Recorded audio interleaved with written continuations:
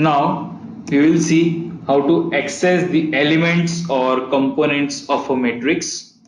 Just add a comment. Matrix access.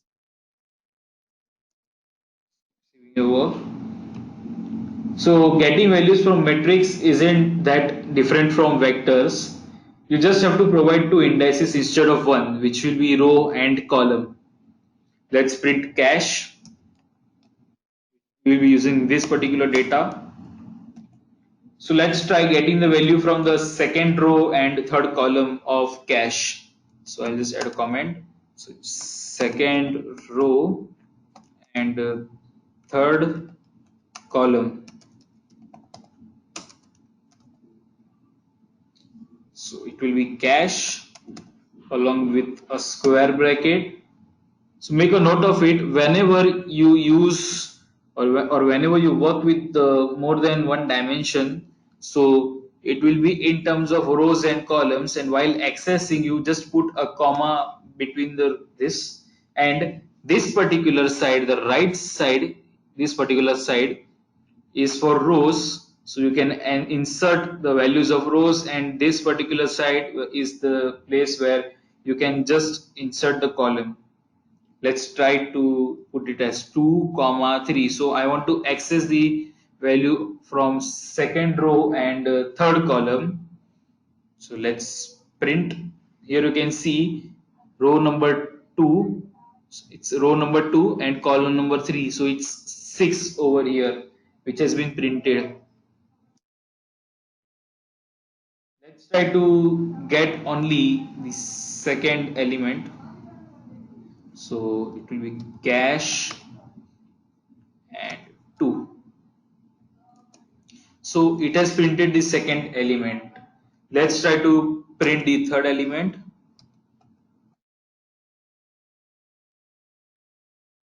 Here it has printed the third element. Suppose I want to print only second row, so it will be cache. Let me just add a comment over here so it will be easier for you to understand in the future.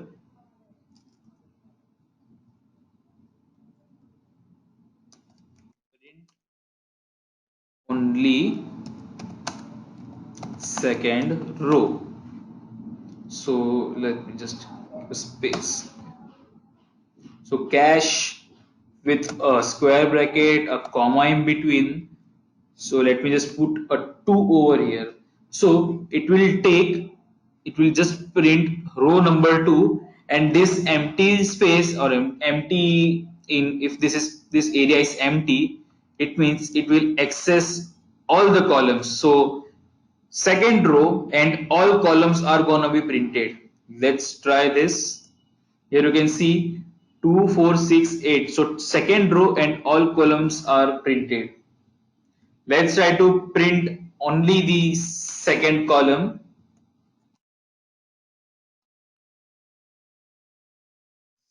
Second column. Just keep saving over. Cache. Again a comma in between. So this place is empty, means it will consider all rows, and the second column will be printed. So it's 3 and 4.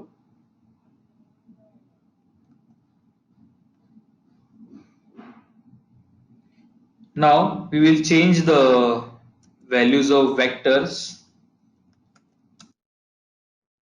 It's a matrix.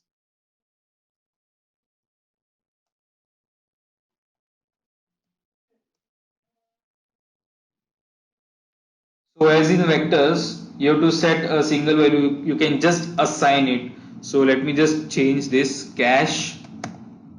Suppose I just want to change first row and fourth column. I just wanted to make this as 0.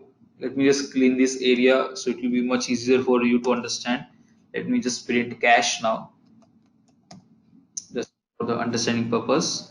So first row and fourth column. Okay, I want to just make this as 0. Let's print cache now. Here you can see now first row, fourth column is updated to 0.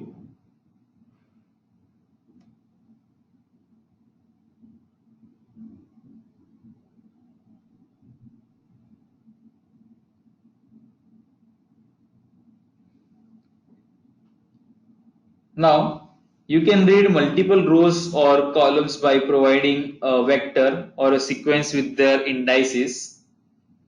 So I just want to get the columns from second to fourth. So let's do now. Printing